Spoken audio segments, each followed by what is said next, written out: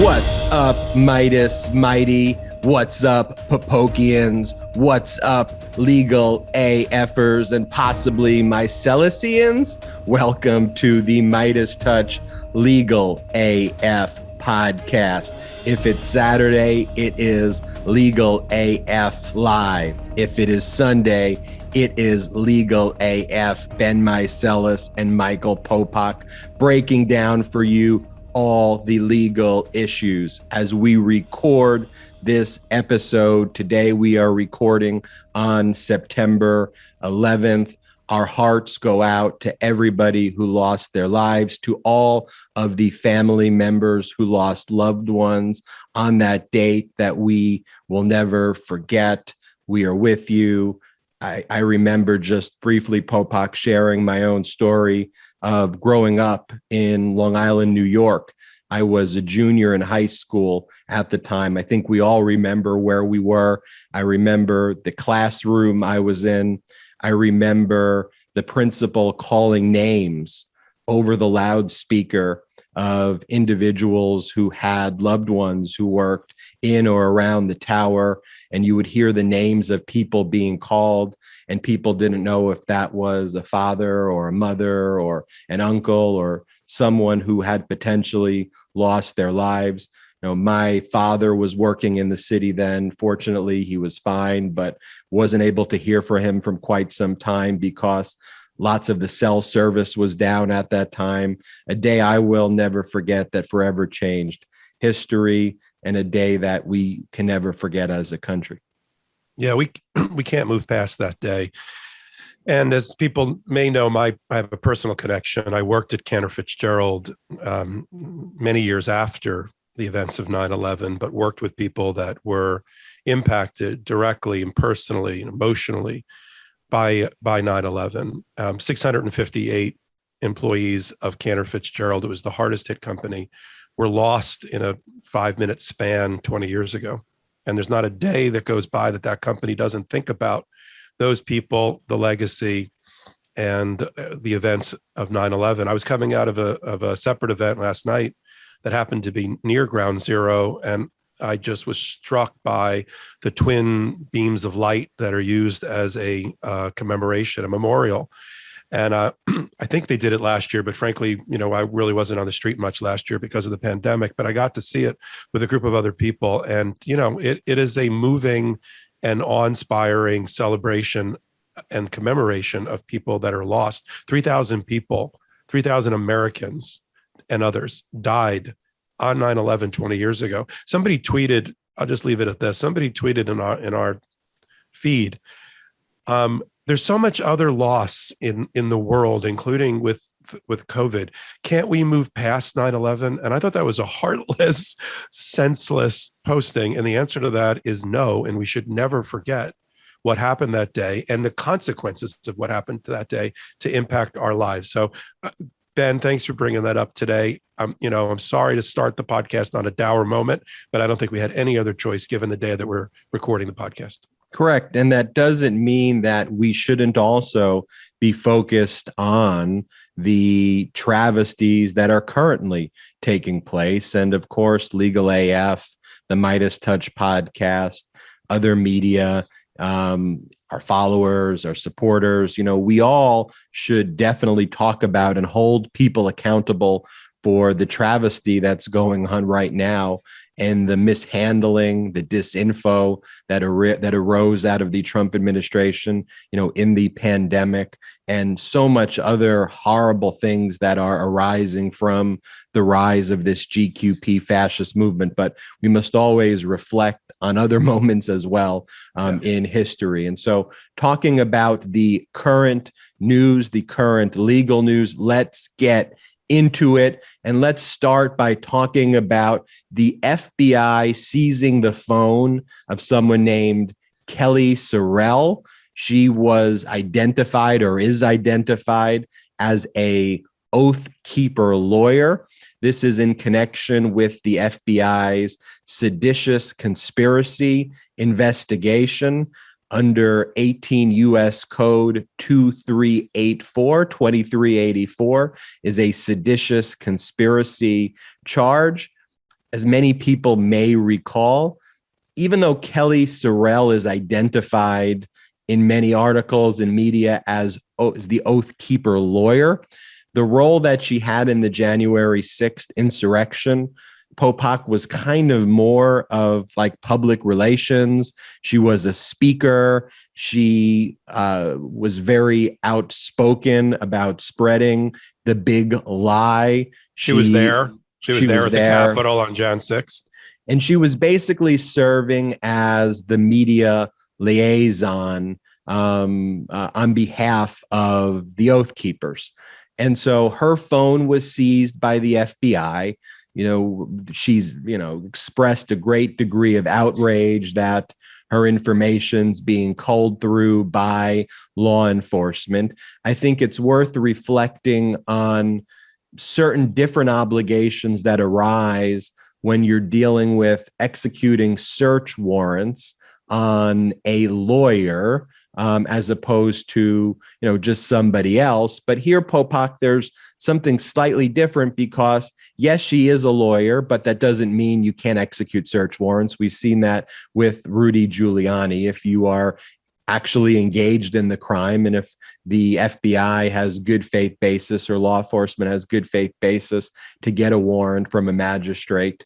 But here also we have Kelly Sorrell also kind of serving a different function, which just because you wear the lawyer hat doesn't make you a lawyer for all purposes. For those that are listening to the podcast, Ben is literally wearing a lawyer hat.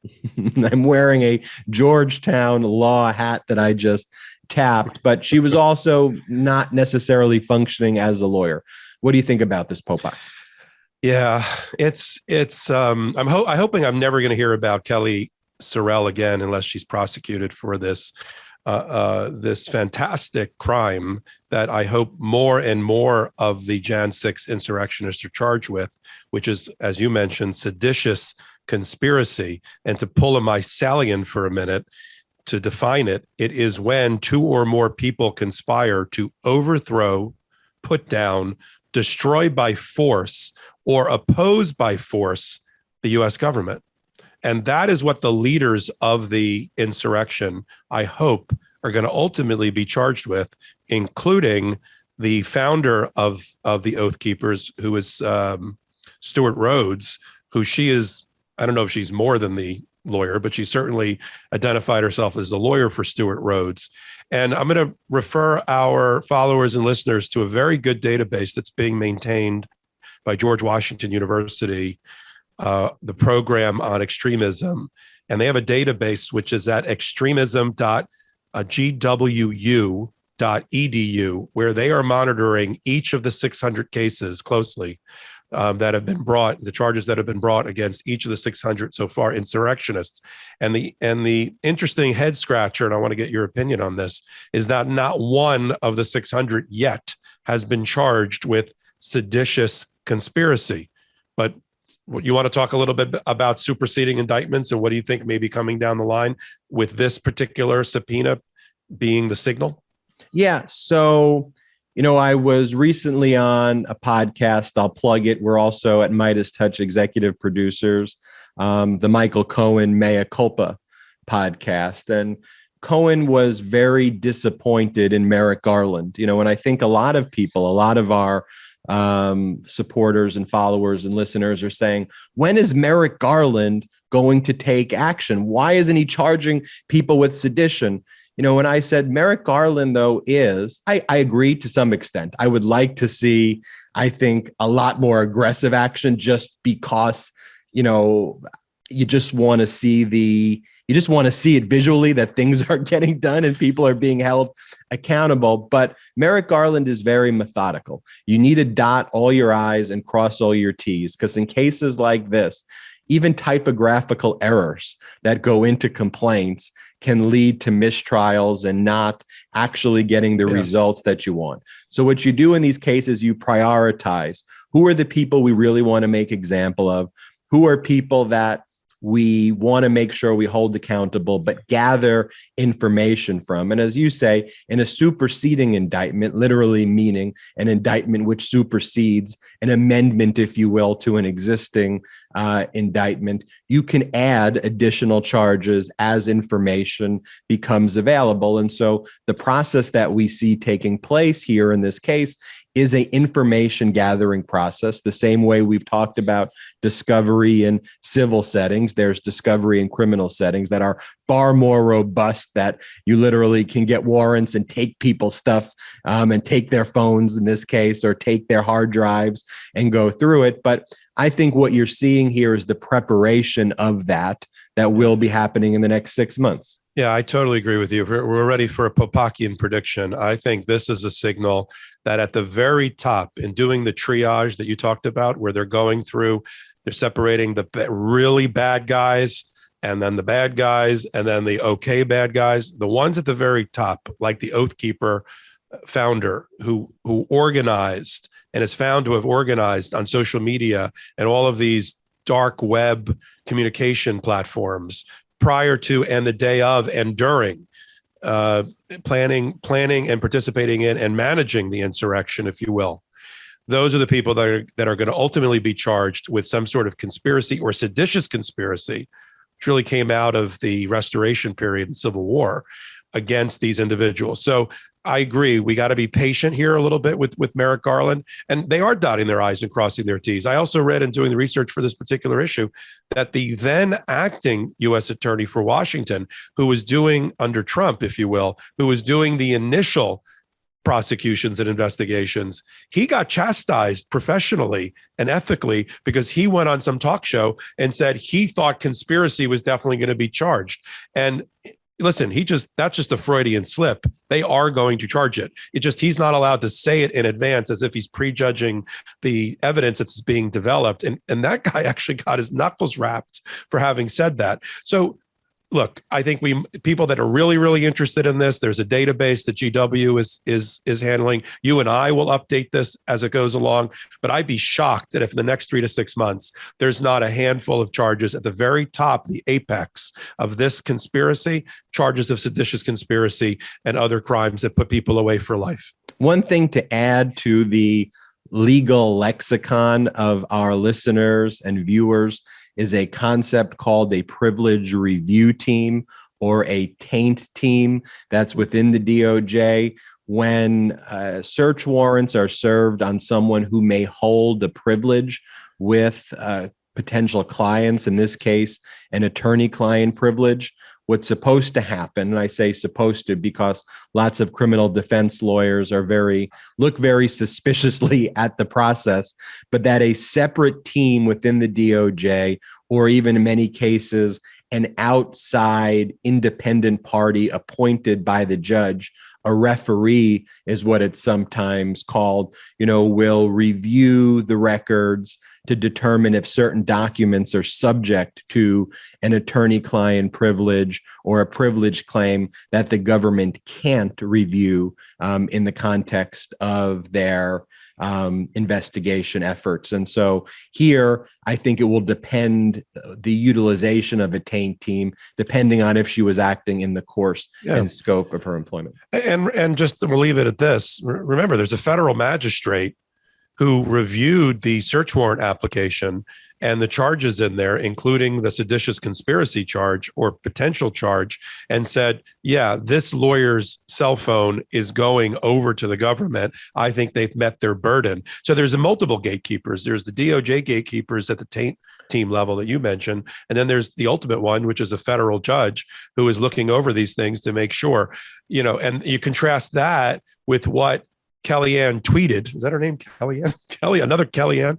Kellyanne tweeted, and I'm not making this up, and I want to say it. She said, this should not have happened to me because it was, quote, unethical as shit. That's the defense. I'm not sure if that is going to be a good defense or something that I would ever put in my legal papers, but what else can we expect for someone who's affiliated with an organization that is a hateful white supremacist group that supports insurrection? Switching gears, Popok, to the executive orders by President Biden, these vaccine requirement executive orders. I want to talk briefly about these vaccine requirements and the two executive orders, the reaction to it, the predictable reaction to it by your crazy GQP governors and officials who want children to die. Let's be blunt about it. That's what they want. They want to kill their populations. They want to kill children. They don't give a shit about people's lives. And then I want to talk about the legal precedents. And ultimately, Popok, I think you and I agree, this is something that will make its way through the federal court system. These GQP governors are likely going to sue, and it is an issue that will likely reach the Supreme Court at some point in time. But so far, the update is President Joe Biden this past week issued two executive orders mandating vaccines for federal workers and contractors and announced new requirements for large employers and healthcare providers that he said would affect around 100 million workers, which is more than 2/3 of the U.S. workforce. So, Popok, with respect to federal workers and federal contractors, the president can basically make these requirements a firm requirement. With respect to private employers that have 100 or more workers that are within the workforce, those have either a vaccine requirement or a weekly testing requirement. The response from GQP governors, the usual suspects like South Dakota Governor Kristi Noem, talks about how this is about freedom and the government's overstepping our authority. We're going to take action. You have Brian Kemp of Georgia saying, I will pursue every legal option available in the state of Georgia to stop this blatantly unlawful overreach by the Biden administration. And then we have Arizona Governor Doug Ducey issuing a statement saying that this is a dictatorial approach. It is wrong. It is un-American, is what Governor Ducey said. Let's break down the law, Popok. All right, let's start it this way. Let's put it in the most simple terms. You don't have the right to spread disease at the expense of your fellow American. And these governors who are allowing, let's just call it what it is, allowing their fellow citizens and their electorate to spread disease because they're pandering in order to get reelected is really unethical, disgusting, and immoral. That's where we start. In terms of the laws themselves, I'm going to flip it around. We talked about the power of the federal government through administrative agencies to, in the case of the eviction ban, to issue regulations. And the problem with the eviction ban, as we found out through the Supreme Court, and you and I predicted, was that the agency that was given the authority or delegated the authority by the federal government, by Biden administration, was the CDC. And the problem is the CDC doesn't really have on its books, in terms of laws or regulations, from which it can draw from a statute that sort of fits eviction ban. It has infestation, it has public health crisis, it has, extermination. It doesn't have rent eviction bans. OSHA does. OSHA has the power in the area of health and welfare of workers to regulate in that area, both because it involves interstate commerce, which is where the federal powers often arise. And we're going to talk about that even in the context of the new case filed by the Department of Justice against the Texas abortion ban. But so you start with, does it affect interstate commerce? It does. Is there an agency in the federal government that regulates in the area of worker safety and health? There is. What is it called? OSHA. Great. And then you look on the books of OSHA and you say, is there power that's been delegated by the federal government, by Congress to OSHA in the area of public health and safety. There is. So I think he stands on firmly solid ground that even this Supreme Court will ultimately have to uphold to allow OSHA to regulate in the area of large companies, interstate commerce, and public health, and issue these vaccine requirements. And yes, for votes, for pandering to their electorate so that they get reelected. The governors of these various states are going to say, we're going to challenge it. They know in their hearts, A, they're going to lose, and B, they're killing their electorate. Popok, let's go back to 1905, can we? Let's go back to 1905. As long as you don't say I was there. You were not there in 1905, as far as I know. Right. Justice Marshall Harlan, writing for the Supreme Court at that time. Justice Harlan was a former Kentucky Attorney General, just to give you context on his background before going to the Supreme Court, wrote an opinion in a case called Jacobson versus Massachusetts. And the Jacobson and Massachusetts case related to the smallpox outbreak, and certain individuals, in this case, I think it was a preacher who had moved here from Sweden, who basically said, I don't want to get vaccinated. And wait, before you move on, smallpox had ravished the entire planet. Millions, by that point in 1904, 1905, millions and millions of people had died from smallpox. And the ruling very clearly said that the vaccine requirements, in this case, I believe the vaccine requirement was a Massachusetts kind of state requirement, but that the vaccine requirements were allowed in this specific case. Let me read for you one of the central parts of this order in 1905. Quote, there is, of course, a sphere within which the individual may assert the supremacy of his own will and rightfully dispute the authority of any human government, Harlan wrote. But it is equally true that in every well-ordered society charged with the duty of conserving the safety of its members, the rights of the individual in respect of his liberty may at times, under the pressure of great dangers, be subjected to such restraint to be enforced by reasonable regulations as the safety of the general public may demand. I just want to pause there and truly reflect the beauty of that statement. There's a lot to unpack there, right? There is the constitutional promise, Popok, that no state shall deprive any person of life, liberty, or property without due process of law. That's built into the Constitution. That's at the core of the Constitution. But as Justice Harlan so eloquently puts in this opinion, it is equally true that in a well-ordered society charged with the duty of others, that we have to, as individuals, also respect the liberty of the country and the ability of people to live. It's one of those things where there's beauty in the law. There's beauty in that statement. But Popok, let me ask you this. Do you think that precedent, do you think that statement will be embraced by this current Supreme Court, or will they lean on COVID as something different or somehow distinguishable from smallpox? I would hope that the precedent of Jacobson versus Massachusetts is the foundation upon which even this Supreme Court rules that mandatory vaccination is a power under the Constitution that states and federal government can use. The nuance here is that it's the federal government versus individual states. I don't think matters. I think if we're doing, and by the way, if we're doing dueling guitars, there was another great quote in there that I liked, which you and I have done versions of, done riffs on without really thinking about it for the last 4 or 5 podcasts. One person's liberty can't deprive another of his. And you're depriving your fellow citizen of his or her liberty because they have the liberty to be free from infectious disease that you're spreading because of what you consider to be your liberty. And that was put also, I mean, I love reading.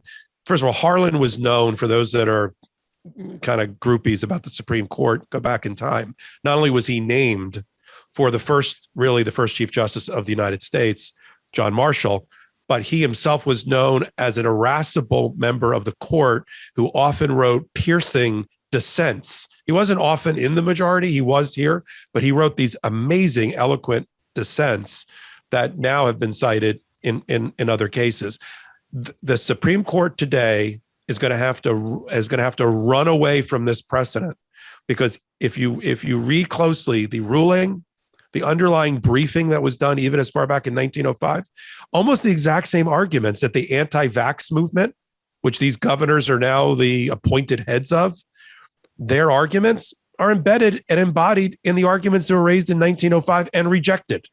We have standing precedent of the Supreme Court on the issue of mandatory vaccination.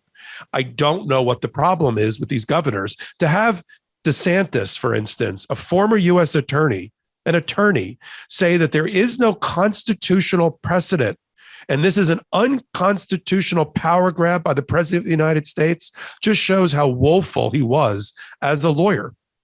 There's a great book that I would recommend to all Popokians and LegalAFers called The Great Dissenter by Peter S. Canellos, who writes about Justice Harlan and some of his great dissents. And also, if anyone wants to learn more about the case that we just discussed and the precedents surrounding vaccine requirements, there's a great article on Politico that Peter Canellos wrote, which goes into more detail about that case. That was like our LegalAF book club.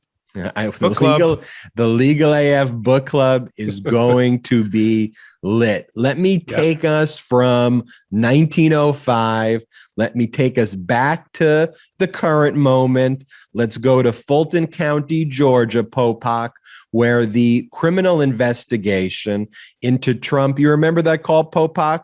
Ralphsburg, find the votes. Can't we just find some votes? Find the votes. Can't we just find the votes so I can win Georgia?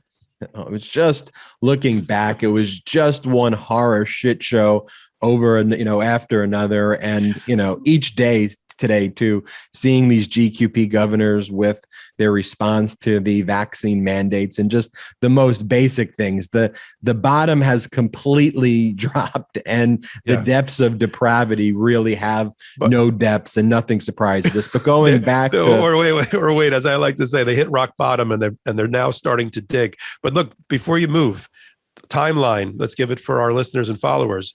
January 2nd, Trump makes the phone call to Raffensperger, the Secretary of State of Georgia, Jan 2. 4 days later, Jan 6th, the attack on the Capitol. Okay, go ahead. And I was just going to also reflect that one of the reasons that the GQP probably loves fracking so much is because they're involved in fracking down to new depths of depravity. Just put that out there. But Popok, we hear that there's a criminal investigation that is underway. We hear that there are steps being taken to interview Brad Raffensperger. Raffensperger, the Secretary of State, confirmed to the Daily Beast this past week that Fulton County investigators have asked for documents. They're talking to people within the office. Raffensperger says that their office is cooperating. Raffensperger, by the way, is no fan of Donald Trump, but nonetheless, these GQPers are just so weird sometimes, Popok, because you have people like Donald Trump who literally destroy their lives, but then you basically ask them, and we've had some, people on the podcast who, seem to be kind of, to the extent there are some fair-minded Republicans who may not fully be enraptured in that GQP label, who Donald Trump has literally attacked their family. And then you ask them a question like, well, would you vote for him again? And they're like, well, it's an interesting question. It's like, how could that not just be, I'm never going to vote for the guy who literally destroyed my life and interfered with our elections. Well, how about the backflips that McCarthy has done, where he stood the day after the Jan 6th insurrection and said that Trump was responsible, McConnell the same thing, and then 3 days after that he was kissing Trump's butt at Mar-a-Lago in Florida. Totally. Well, look, Kevin McCarthy though is a complete he's pathological. And he's a complete liar. Another clown. But the wild piece is when I speak to like people who are like really smart. They go and they basically talk about how Trump is a criminal, how everything he did is unlawful, and they break it down so articulately. And I just throw out the question to him. I go, well, would you vote for him? And they go, well, I need it's really, but Popok, what do you think's going on here? Do you think that there is going to be more than just an investigation? Is there going to be criminal charges?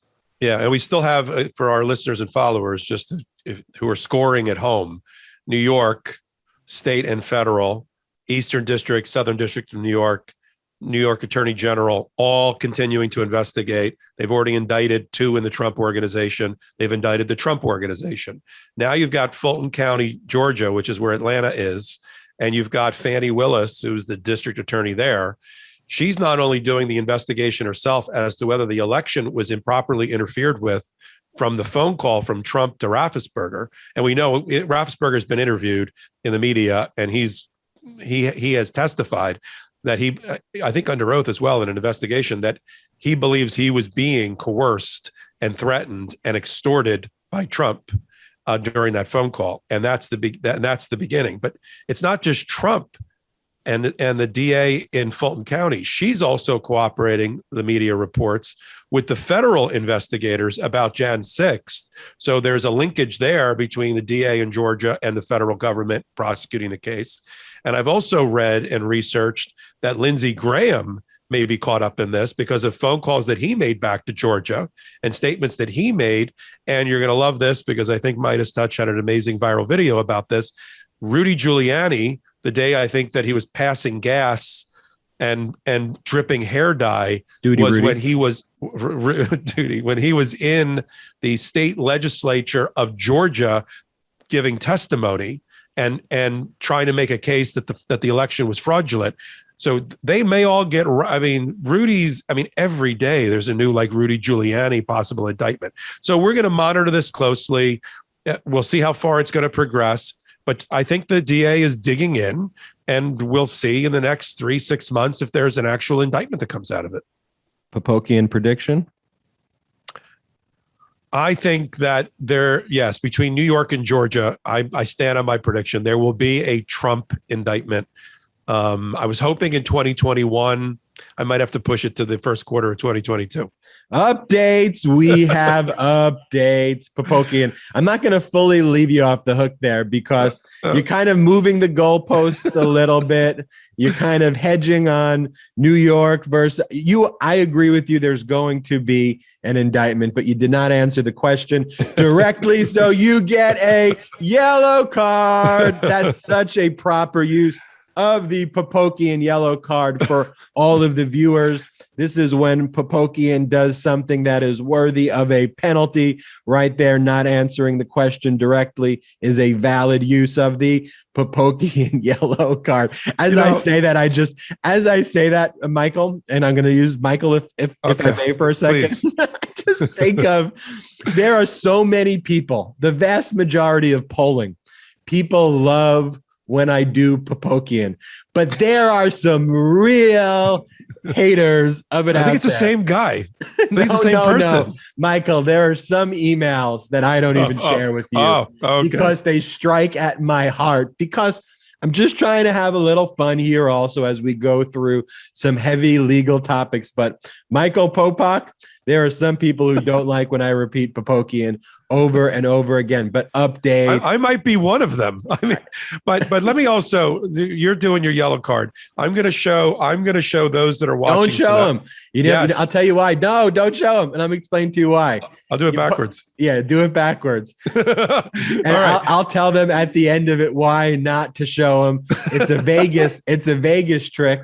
And with the Vegas practice, that's a good point. But I will say, we spent an inordinate amount of time on Popokians and yellow cards, yet I get grief that this show sometimes goes long. All right, Updates. We have updates. updates. We have updates. Okay, Popok. The first update that I want to give is on SB 8, the patently unconstitutional under existing constitutional precedent, the Texas handmaid's bounty law that goes after childbearing persons, that attacks women, that turns neighbors into bounty hunters to report individuals who are seeking abortions. One of the most heinous laws. The week began, or last week began, when this law was announced. Merrick Garland said that he was going to be taking action. He issued a statement shortly thereafter saying the Department of Justice would, quote, protect those seeking to obtain or provide reproductive health services under the federal law known as the Freedom of Access to Clinic Entrances, or FACE Act. The DOJ followed up with a lawsuit filed in the Western District of Texas, Austin Division. Why, you ask, was it filed there? That's where the law was passed. Jurisdiction. You know, they sue where the law exists in Texas. This is filed in the federal court. This is a district court case because it relates to federal issues. And here, the Supremacy Clause, the idea that a state can't pass laws that are counter to what the Constitution provides. And indeed, Popok, the lawsuit states from the outset, this is what the injunction means, that the DOJ is seeking to stop this from happening. And declaratory relief, asking the court to declare that this law is unconstitutional. Court, declare this law, SB 8 is unconstitutional, and stop it. The case opens up. The lawsuit begins by saying it is settled constitutional law that a state may not prohibit any woman from making the ultimate decision to terminate her pregnancy before viability, citing Planned Parenthood v. Casey, the case we discussed last week, the 1992 case. Accord Roe v. Wade, meaning that case mentions Roe v. Wade. Also another mention to Roe v. Wade. The initial case, as Popok discussed, that established this constitutional right to privacy and the right here for a woman's choice constitutionally. And this is what the lawsuit says. But Texas has done just that. It has enacted a statute banning nearly all abortions in the state after 6 weeks, months before a pregnancy is viable. It goes on to say Texas enacted SB 8 in open defiance of the Constitution. The statute prohibits pre-viability abortions, even in cases of rape, sexual abuse, or incest. It also prohibits any effort to aid, or indeed any intent to aid, doctors who provide pre-viability abortions or the women who exercise their right to seek one. Popok, before you breaking this down a little more, I do want to tell our listeners, you know, this is the way lawyers draft complaints is very important. You do not bury the lead in a lawsuit and going out and saying this is patently unconstitutional and here's why, not talking about that in paragraphs, 15 or 16 in the preliminary statement. Be very preliminary and say what this case is about. Popok. I have a big love and big heart for this Merrick Garland filed Department of Justice, United States of America versus the state of Texas. It is exactly what should have been filed at the exact right moment. You and I disagreed a little bit a couple of podcasts ago about Merrick Garland coming out of the box while this was being drafted behind the scenes, saying, there's a federal law that people can't stop other people from crossing the threshold of an abortion clinic, and if that happens, we're going to enforce it. I thought that was like, well, that's fine, but that's not going to get us to the heart of the constitutional matter and the open defiance, to quote the complaint, that Texas is exhibiting by SB 8. But here we have it, front and center. First paragraph of the complaint, which was as heavy on law and citations as any brief that I've ever seen. Just to make it clear for our podcast listeners and followers and watchers tonight, Complaints are generally allegations that are drafted, factual allegations that are drafted, attached to law that supports the counts or the claims in the back of the complaint. Occasionally, you'll cite a case here and there. But when this is more in the form of a briefa complaint. It's a complaint that cites every prevailing Supreme Court precedent for a woman's right to choose, coupled with the federal government's right and the preemptive right and the supremacy right of the federal government and the U.S. government over states. Front and center, citation, chapter and verse. So it's almost like they're opening brief in the appeal as well. So there's no guessing where the federal government is. And right as you said, Ben, the foundation for this lawsuit are basically 3 cases of the U.S. Supreme Court precedent on the books, well established and settled, that establish once and for all a woman's right to choose. Planned Parenthood versus Casey in 1992, Roe versus Wade in 1973, and Whole Women's Health versus HealthStat in 2016, when Ruth Bader Ginsburg was still on the court. And taken together, it gives the woman that right pre-viability. Now, there's a fight over what is viability. And a lot of these states like Texas, Tennessee, which we'll talk about in a minute, Alabama, and different Mississippi, which will be up in the docket for the Supreme Court in October, try to do what's called heartbeat cases, heartbeat statutes, where as soon as there's a fetal heartbeat, whatever that means, that's when the woman's right to abortion stops. SB 8 tried to do an end run around the heartbeat issues, the medical issues, by saying, to remind our listeners, oh, the state's not doing anything. Oh, we're not enforcing the anti-abortion statute. Private citizens are going to do it. But they went too far, thank God, and it gave Merrick Garland's Department of Justice a way to argue very, very creatively. Did you notice, Ben, which department and division of the Department of Justice signed that brief? Did you see that? Who did it, Popok? It's the federal programs branch of the Department of Justice, a branch that I didn't even know existed. And what the federal program lawyers for the Department of Justice do all day long is make sure that federal programs, whether the Department of Defense programs, whether they're a refugee resettlement, Medicare, Medicaid, the Department of Education, whatever federal program is out there is not violated, and bring civil suits related to that. So why is that important? Because the hook for this lawsuit filed by the Department of Justice is that federal programs are being improperly interfered with at the state level, and the federal government reigns supreme in that area because you're not letting the federal government, Texas, properly do Medicaid and Medicare, which provides for pregnancy and abortion services. There's things related to refugee resettlement that goes to medicine, that goes to medical care that's allowed, the Department of Defense and what's allowed there. And so they're basically saying Commerce Clause, all of these things touch commerce because all of the Texas women are now going out of the state to try to find abortions in the sister states. So that gives a priority or federal prerogative. You can't, as a state, it's the foundation of our federal system. You as a state can't interfere with the operation of the federal government, ever. So the Supremacy Clause is going to be implicated. And then you've got the protection of the fundamental constitutional rights embodied by the 3 precedents that you and I have talked about, which are being improperly interfered with an obstacle to the exercise of constitutional rights by Texas women.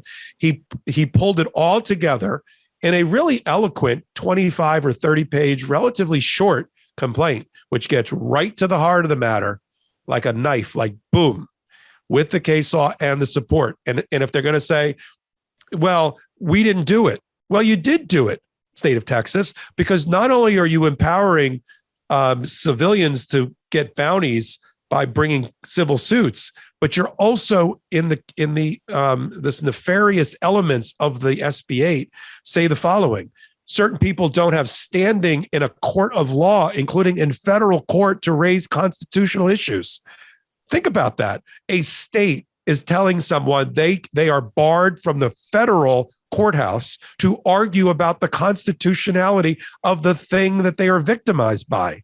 That is unconstitutional. And that's also baked into this lawsuit. Yeah, it's really a brilliant, it's really a brilliant argument too, that in addition to, regardless of where you stand on the issue, and hopefully you don't stand on the issue of supporting a country that looks like The Handmaid's Tale and you are on the right to choice, but you don't even have to get there. That's the genius of this complaint, that you've basically removed federal courts from issues that touch upon federal law, which is another way to attack this. Popok, talk briefly about Tennessee, and then I want to go on to speak a little bit about your state of Florida.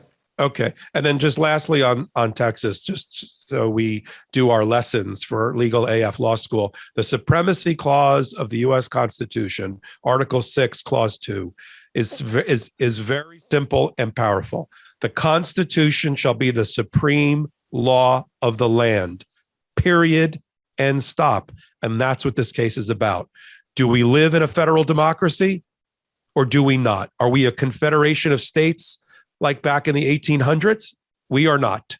And so the quicker this gets up through the appellate courts in Texas to the U.S. Supreme Court for full briefing, the better. And hopefully on an emergency application that is this time granted, so that women in Texas aren't denied the ability to have an abortion for a year or more while the Supreme Court gets around to a full briefing.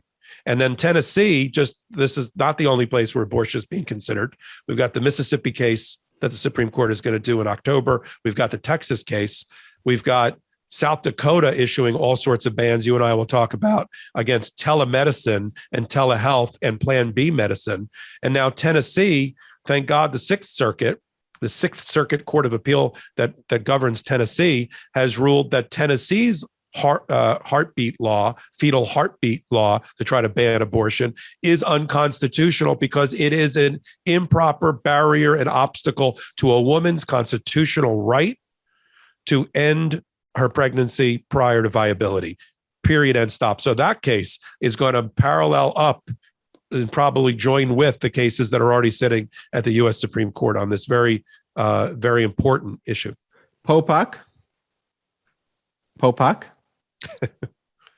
If you say three Popoks, it's like Beetlejuice. I was expecting like a what Popok. What I was gonna say is that you're a genius, Popok. I really think your breakdowns are genius. And before speaking about Governor DeSantis, I want to talk about policy genius.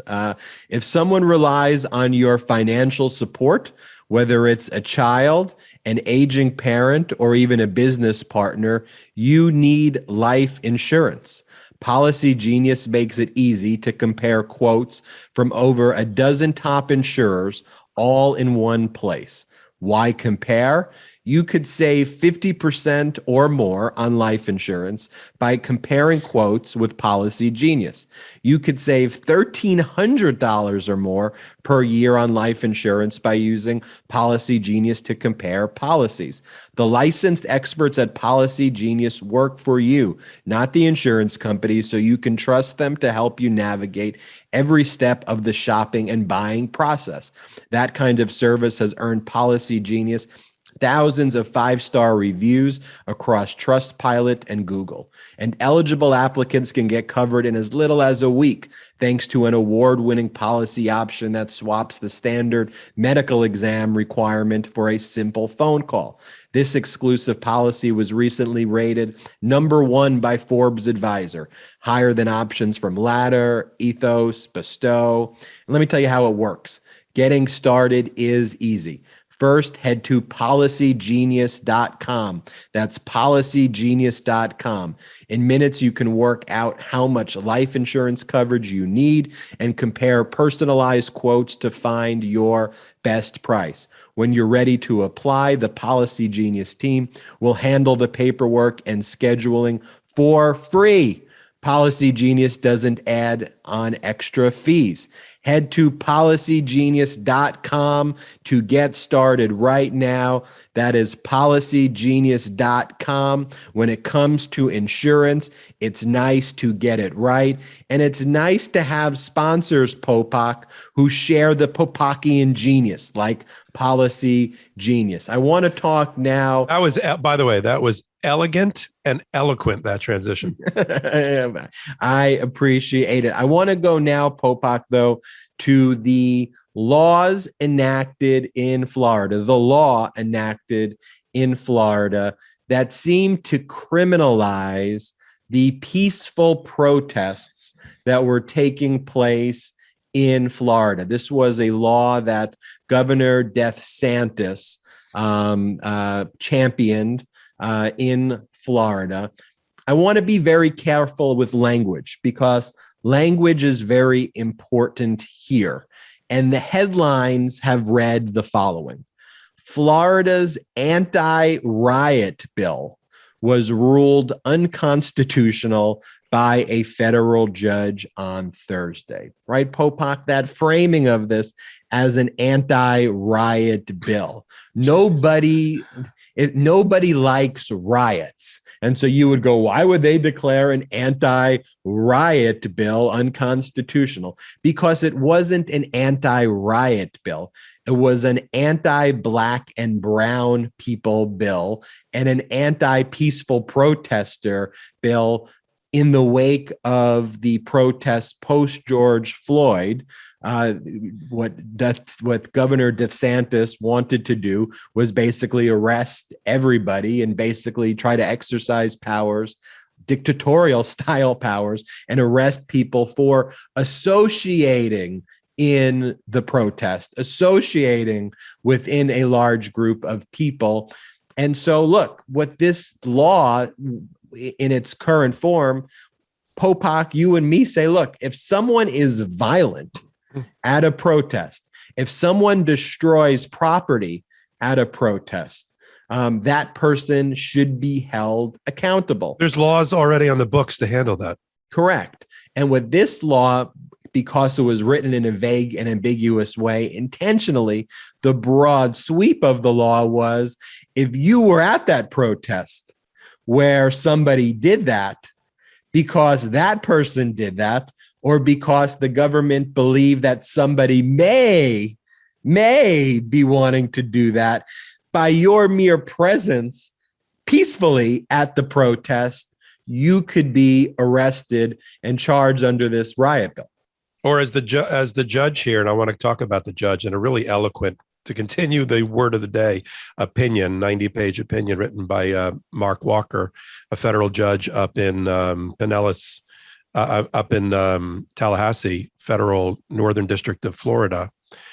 He said his example was, so you attend a peaceful protest against fill in the blank. This happened to be BLM, but it could have been anything. And he actually started his opinion by talking about Rosa Parks and the Tallahassee bus boycotts that went parallel to Rosa Parks in the 1950s and what that meant to the city and race relations, which was really an amazing way to kick off the entire opinion. But his example was, you go to a peaceful protest, some people in it turn a little bit violent, or not, the police react or overreact and use tear gas. You're wiping your eyes from the tear gas, and you help your fellow neighbor protester and hand that person a bottle of water to pour into their eyes. You've committed a crime under this bill, under this act, this law in Florida. But let me back up, and let's because our people that follow us, I think, like this kind of stuff. Mark Walker, Chief Judge, Northern District of Florida, appointed by Obama. That's the judge that they pulled on this case. And in the very first paragraph, almost the first sentence of a 90-page decision, was a recitation of Rosa Parks and the Tallahassee bus boycotts and what would have happened to those people had this law been on the books. So if you're the government, if you're Florida, you got to be slapping your forehead at this point when you open up that opinion, because if that's how it's starting, it's not going to end well for you. And in a very detailed, precise analysis under the injunction standard, which you and I have talked about in the past, because this was brought up on an injunction to enjoin the act, to stop the act from being, or the law from being enforced against people. So there's 4 things that have to be proved for the injunction: that you're going to prevail on the merits, that there's, or what we call likelihood of success on the merits, that there's irreparable harm, that there's an inadequate remedy at law, and that the policy issues tip in your favor, public policy issues tip in your favor. And the judge went through and analyzed all this and looked at what DeSantis's people, and DeSantis had submitted in opposition. And what they said was, and it got very, very detailed. I don't know if you saw it in the opinion. There's actually a sentence diagram submitted by both sides, just to show you what you said earlier about grammar matters, periods and commas and punctuation matter. Both sides submitted to the judge, and they were reprinted in his order, competing sentence diagrams of the 4 lines of the statute and what they mean or what they could mean. The plaintiffs, who were basically NAACP and other organizations, were arguing that this was so vague, that it was constitutionally vague and infirm, and under their First Amendment right, not just of speech, but of peaceable assembly, which is a right under the Constitution. It's in the very First Amendment of the Constitution that you have the right to protest, you have the right to free speech, you have the right to assemble with your fellow protesters. That's the reason we left England. Number 1, First Amendment, okay? That has been violated, and that it has had what's called in the constitutional analysis doctrine, it had a chilling effect on their continued political speech. And the judge cited, for instance, that these organizations had submitted affidavits that said because the law was on the books, they were no longer organizing peaceful protests. They were no longer going into the street to communicate their message at the public square. And you know what DeSantis's response was in his papers?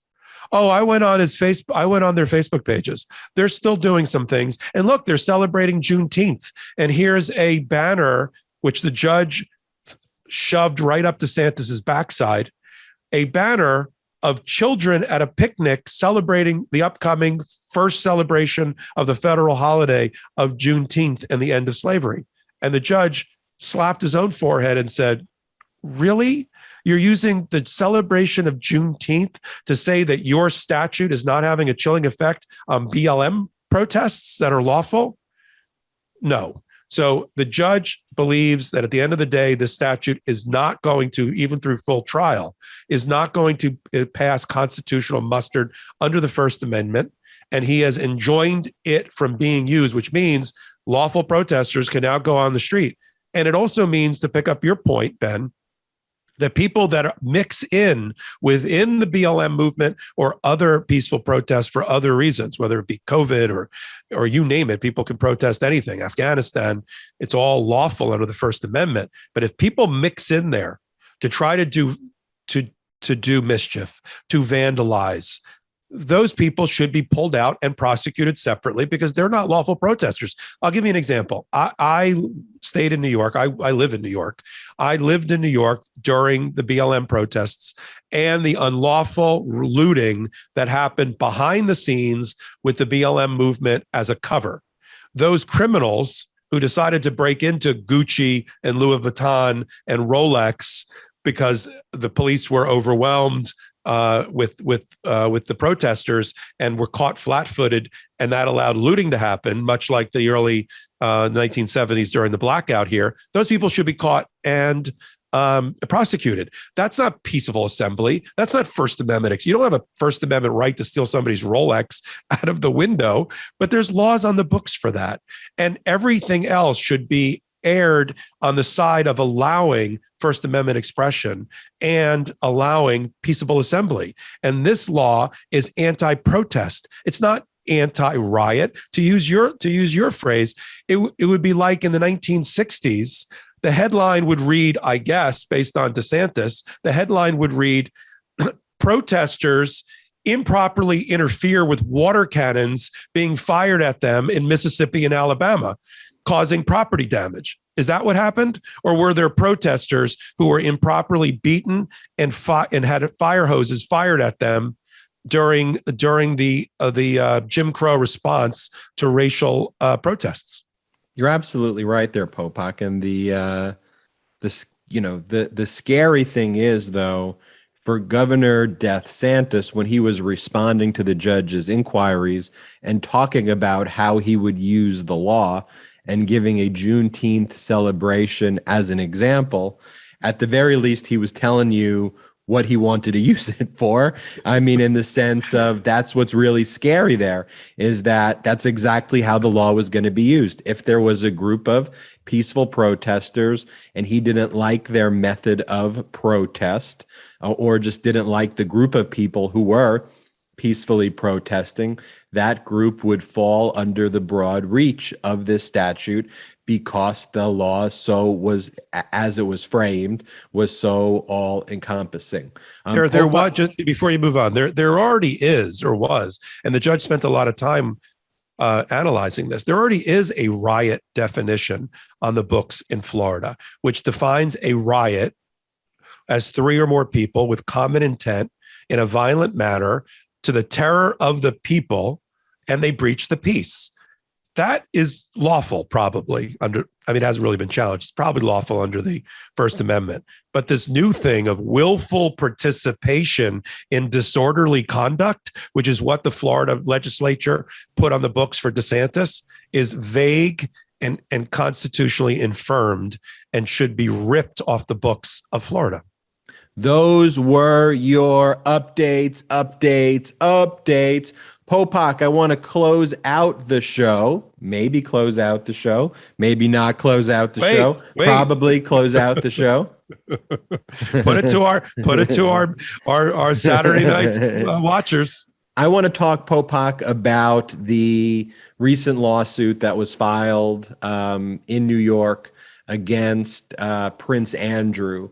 The lawsuit alleges that Prince Andrew sexually assaulted Virginia Giuffre when she was 17 years old. Apologies if I'm mispronouncing her last name, but this is the allegation in connection with Jeffrey Epstein, in connection with his relationship with Prince Andrew, but that Prince Andrew sexually assaulted Virginia Giuffre. And what I want to talk about here, Popok, is, obviously the allegations here are incredibly serious. We're going to follow what happens in this case, but I think it's worth, as we've talked about a lot of heavy political topics, to touch upon just one other area of the law here, because it's a good, I think, teaching point of a lot of things that are going on. Learning about the statute of limitations, because the conduct took place a long time ago, which was often a very frequent bar that prevented victims of sexual assault. So how was this case able to be filed in the first place? It also touches upon issues of service. Literally, how do you initiate a lawsuit? You have to take a document and you have to serve somebody with a summons that tells them they have to show up in court. There's a summons, there's a complaint. The summons says you got to show up. The complaint tells you what you're being sued for. But how do you serve somebody like Prince Andrew, who's one, a prince, but two, is in a foreign country, and what does service there look like?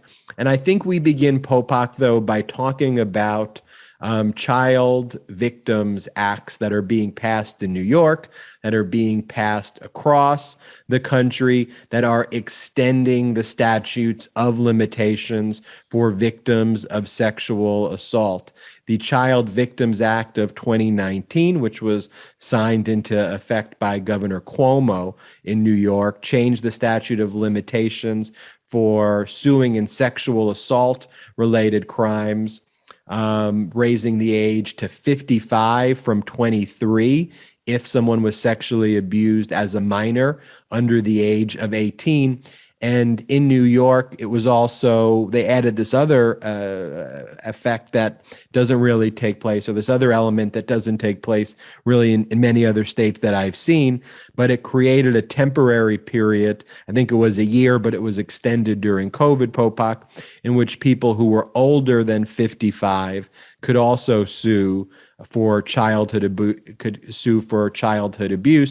As soon as the Child Victims Act was passed, I think in New York alone, there was about 9,000 or so kind of new cases that were filed for cases that were previously barred by individuals who were sexually abused or assaulted as minors, who couldn't sue because they were no longer 23, but who now were between the ages of 23 and 55.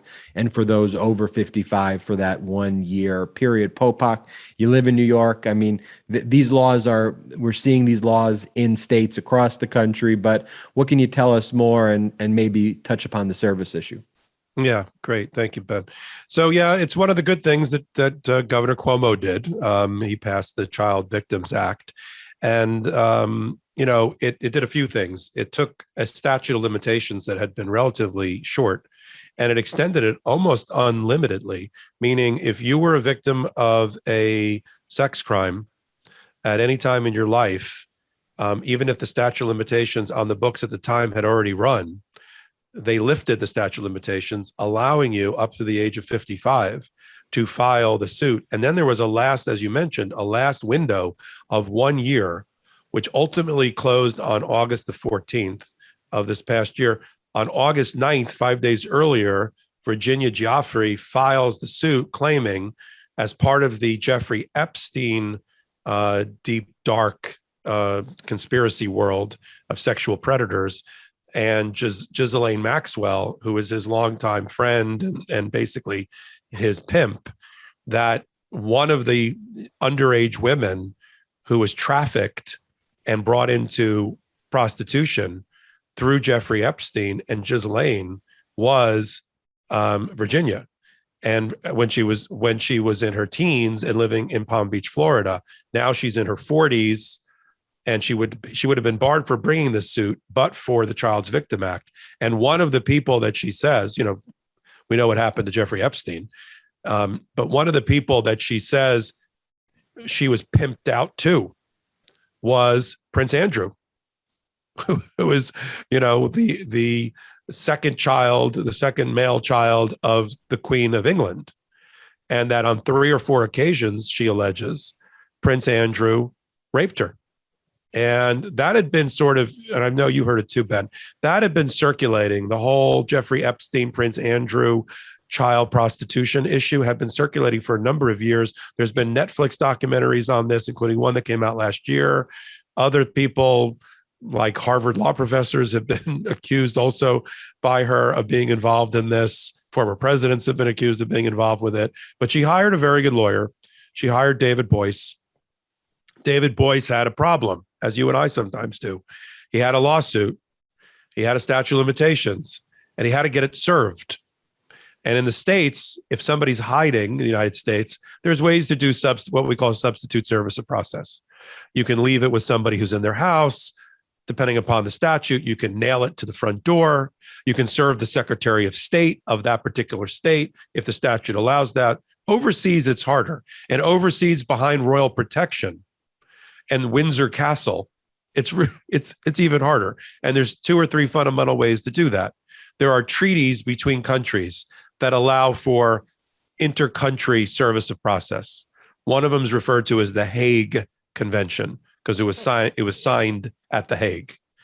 And it's really hard to do the Hague Convention to get service. You can do it. It takes like a year. You got to hire somebody over there, a lawyer over there. You got to hire a service process server over there. And you got to do exactly what that country requires in terms of service of process, including personal service in this case, or whatever the country requires. So how did they get service on Prince Andrew? Because he's been, according to the lawyers, been dodging service and hasn't been seen in public in months. They found out in doing their research that under even the law of England and Wales, which is what governs the UK, that you're allowed to do substitute service by serving somebody of a suitable age, if you will, as opposed to the person themselves. So they served the royal guard standing at Windsor with the papers. I think that's going to be effective and proper service. And this lawsuit's up and running, which means this prince, I don't know if he's going to have sovereign immunity. You and I need to look at this. I don't think he's going to have sovereign immunity to raping a girl. I think he's going to have to stand and answer in a federal court here in New York about what claims to have happened. She thinks he thinks that he claims that I've seen that the interviews. I don't even remember the girl. That's my plummy British accent, royal accent thing.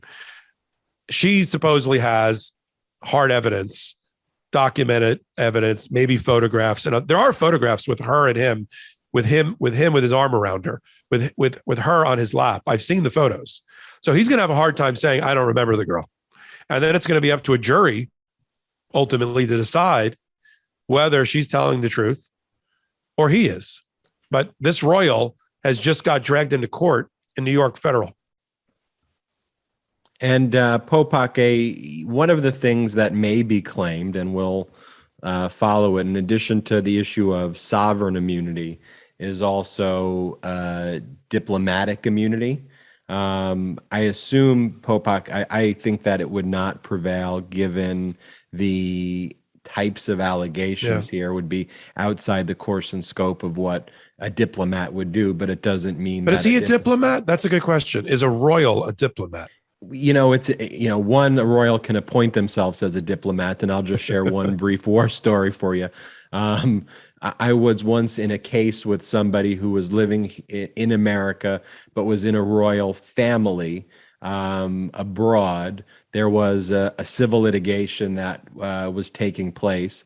We were about one day from taking the deposition of the particular individual, and then they got the family to appoint this individual as a diplomat, which is basically going to the State Department and just putting you on the list of people who are diplomats. And so as we're walking in with our binders to take the deposition, they assert diplomatic immunity, and I was thinking, no way, we're going and challenging this. And, the court said, he's a diplomat, nothing I can do in that case. And so it's a personal case. And Popok, going back to the Child Victims Act that we just spoke, it's worth noting to our listeners that statute of limitations date's important. It's important in your own state. You may have just heard what Popok and I said, and you may realize that you or someone that you love or know, or a friend or someone, has a case who never thought they had a case. These are the types of cases that Popok and I handle. And if you have a case where you or someone you know was a victim of sexual assault, regardless of the years, although we have to be very focused on statutes of limitations, but especially as a minor, there are ways now in many such situations for statute of limitations to be open depending on the age. These are the types of cases Popok and I handle. And so if this has happened, Popok and I, one thing people know who send us emails is we do try to respond as much as we can. It's harder to respond to passing commentary, but we do our best.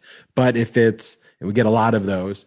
But if you have a case like that, reach out to us. My email is ben@MeidasTouch.com. That's ben@MeidasTouch.com, MEIDASTOUCH. And Popok's email is mpopok, MPOPOK, @ZPlaw.com. That's mpopok @ZPlaw.com. And if you or anyone you know has been injured or harmed in any serious situation, whether it's the type of situations we discussed or other disputes or other accidents or incidents, reach out to us. Popok and I are practicing lawyers. We do this podcast on the weekend. We love to share our knowledge with you, but we're practicing it in our courtrooms every day, and we try to give you that perspective of being a real life lawyer, and we try to look at these lenses we try to speak with you on this podcast as though you were in our office. Or you are a friend, but we try to break it down for you in that way. Popok, a great episode today. I didn't want you to show what you had in your hand, but I'm okay with you showing it now. You want to pull up what you were going to show? Am I going to turn it around? I'm okay. You can turn it around now. Okay. So because What we are we, got an a hour little 30? we got a no, an hour 13. I can't see it. What does it say? An hour 13. An hour and 13 minutes. So Popok wanted to show all of y'all, and he was going to get a yellow card. I'll just give him a yellow card before we close, so he gets his second yellow card of the day. But Popok was going to show that we were being very good with the time, because our last episode was like 2 hours, and everyone stuck with it. And in fact, loved the last one, but the suits at MeidasTouch. Wait, I totally agree. You know that in the Popokian, this is how you invented it. The Popokian world, I like discipline and I like organization and having things done on time. And we got a little sloppy last episode, but we did a half an hour about SB 8 in Texas, and what I thought was important. But the weird thing is, and we all agreed it was Saturday night and it was going like really long. But then when the final numbers came in for people that watched and viewed and listened to the podcast, we actually beat on Facebook by a lot the prior episode that was on time. So I can't figure it out. I think here's what I have learned.